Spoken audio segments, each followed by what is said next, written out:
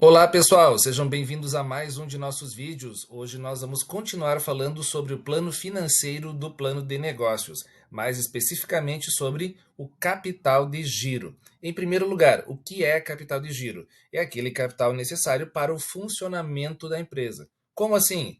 É o capital que eu preciso para comprar matérias-primas, no caso de uma indústria, ou mercadorias, no caso de uma empresa comercial.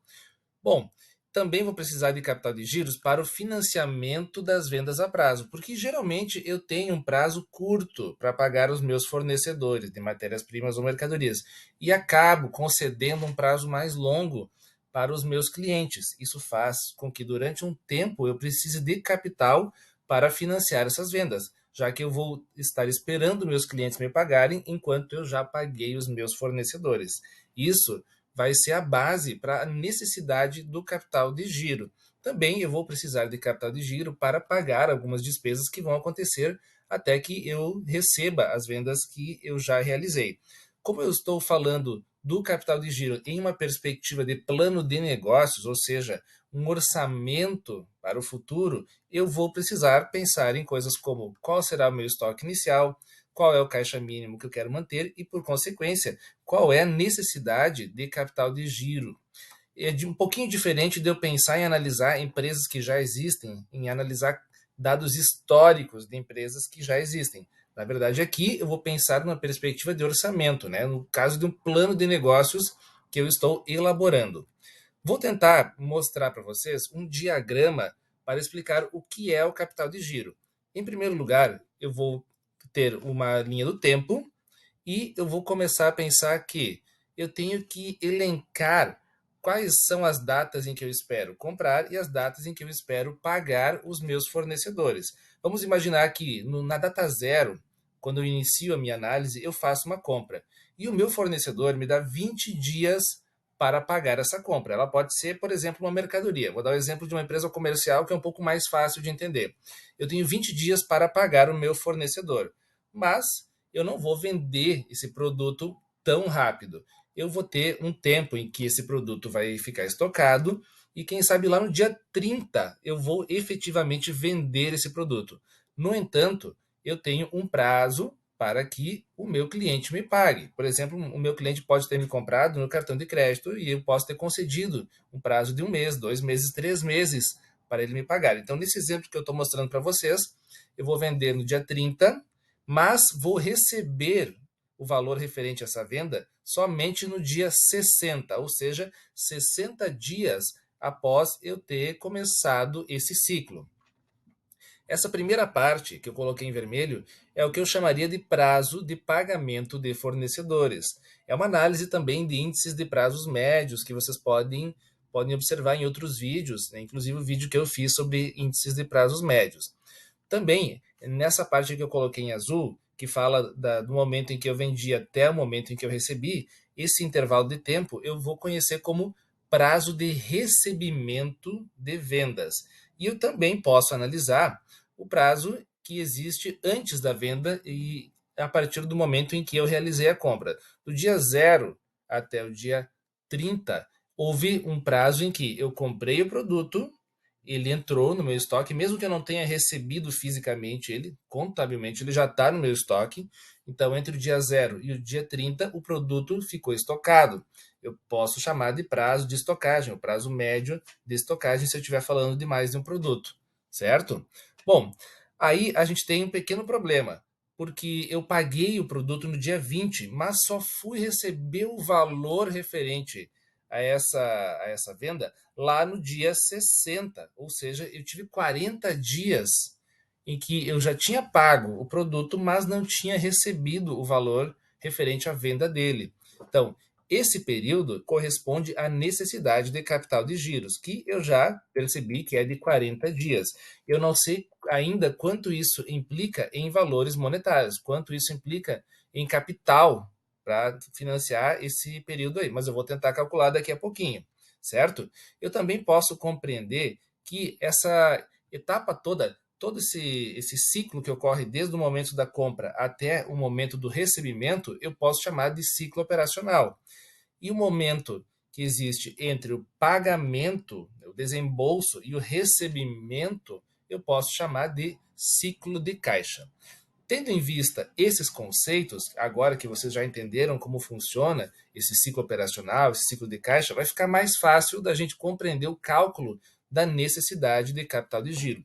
Portanto, eu quero que agora a gente vá para uma planilha para nós podermos calcular isso. Pronto, agora eu cheguei nessa planilha do Excel, onde eu já tinha começado a fazer o cálculo lá no primeiro vídeo, quando eu fiz o cálculo dos investimentos fixos. Agora, continuando naquela metodologia do Sebrae, que é muito legal, eu vou mostrar para vocês o que a gente pode fazer para estimar a nossa necessidade de capital de giro. Primeiro item que eu tenho aqui é a estimativa do meu estoque inicial. Lembrando que eu estou pensando no capital de giro aqui como algo a ser orçado, porque esse é um plano de negócios, é um plano, algo que vai acontecer no futuro. Não estou analisando o capital de giro na perspectiva de analisar uma empresa que já existe, com dados históricos. Não, não é isso, tá? Então, orçamento aqui. No estoque inicial, eu vou inventar algumas coisas só para exemplificar. Vou colocar, por exemplo, tecido A, que falta de criatividade, né? Tecido A são 100 metros e tecido B são 80 metros. O valor unitário, eu vou colocar que é R$ 11 para o primeiro e R$ 13 para o segundo.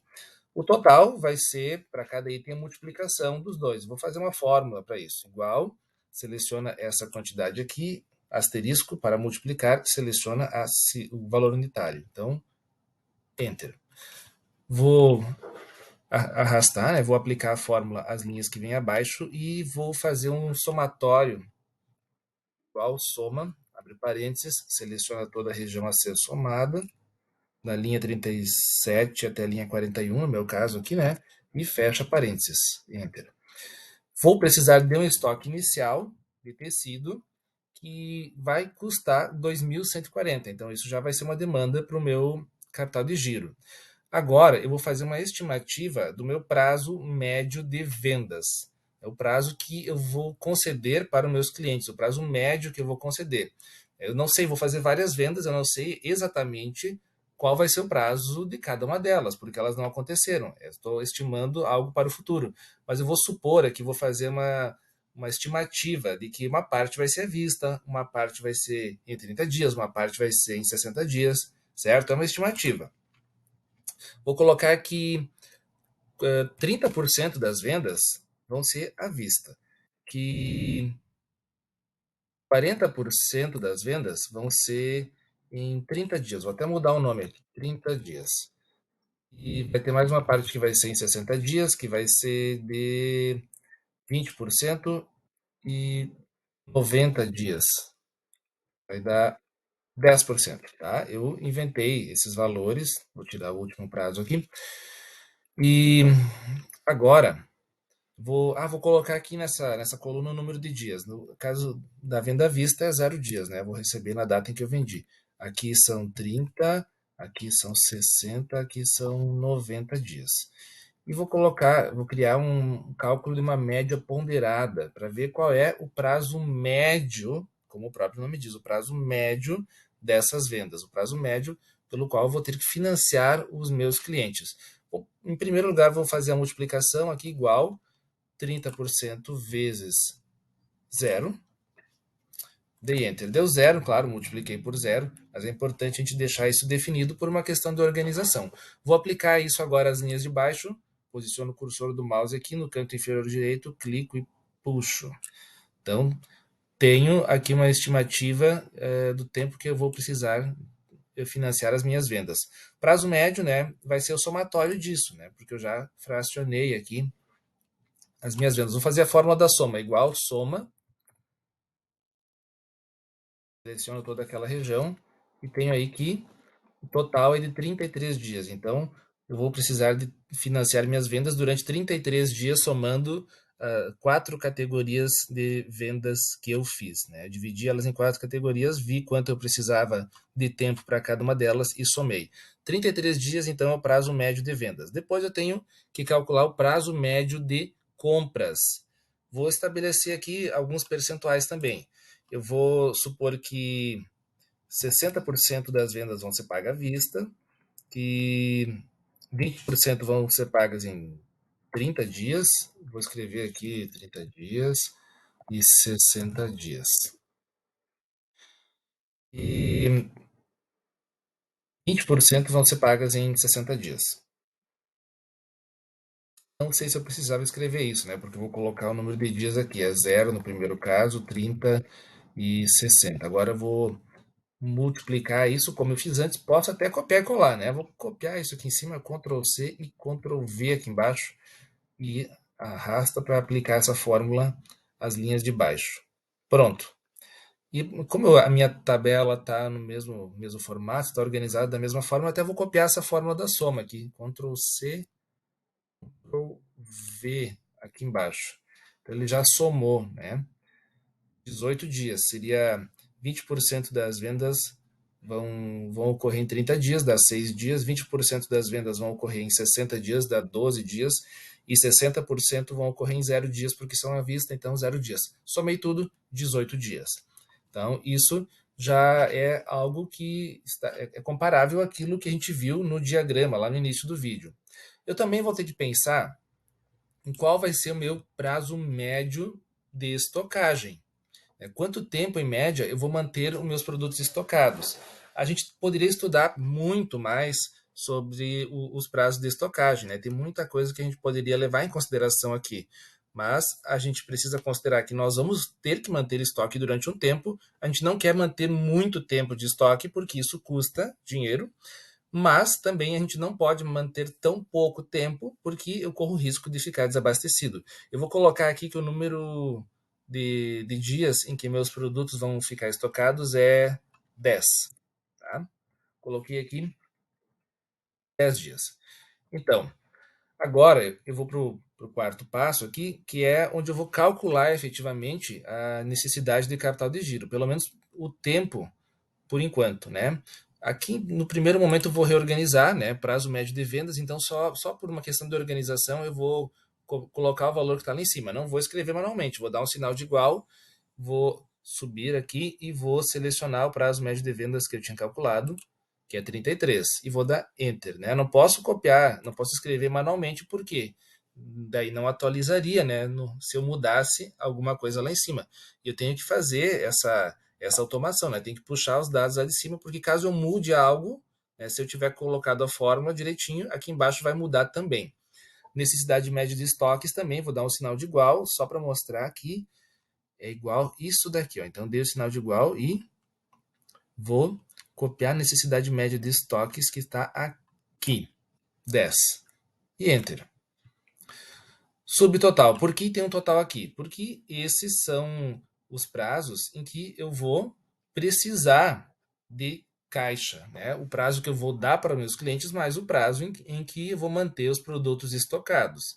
Vou fazer um somatório deles dois. Posso usar a fórmula da soma ou posso dar um sinal de igual e seleciona esse, sinal de mais, seleciona esse. Opa, não consigo selecionar porque ficou atrás da minha fórmula. Eu vou colocar o nome da célula, então, é coluna C, linha 69. Então, aqui é C69.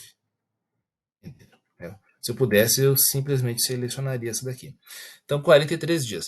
Mas agora eu vou descontar disso o prazo que eu ganho com fornecedores.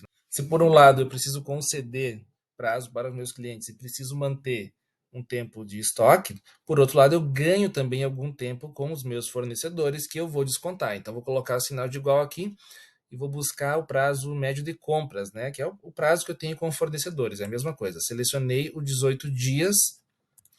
Eu já tinha colocado uma fórmula aqui que era o total, esse subtotal de 43 dias, menos o prazo que eu tenho com os fornecedores, né? Prazo médio de compra de 18. 43 menos 18, 25, tá? Então, eu preciso financiar as minhas atividades durante 25 dias. Vou precisar de capital de giro para financiar as atividades durante 25 dias. Agora, eu vou precisar colocar outras informações aqui para determinar, então, qual vai ser o meu caixa mínimo. Só que para isso eu precisaria saber o meu custo fixo, o meu custo variável, que são coisas que eu ainda não estimei. Eu vou deixar em stand-by por enquanto e vou mostrar isso depois nos próximos vídeos. Tá? A necessidade de capital de giro em dias é o que eu acabei de calcular. Já vou colocar ele aqui, ó, igual, e seleciona o 25 aqui. Tá? Certo.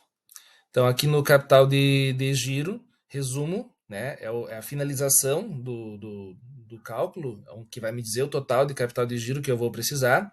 Eu vou somar o que eu vou precisar de capital para manter o estoque inicial e como caixa mínimo, considerando aquele ciclo que eu preciso financiar. Mas eu não tenho essa informação porque eu não concluí essa parte aqui que envolve custos que eu ainda não estimei. Vamos deixar em stand-by e vamos falar sobre eles nos próximos vídeos. Próximo vídeo agora vai ser sobre investimentos pré-operacionais. Até lá!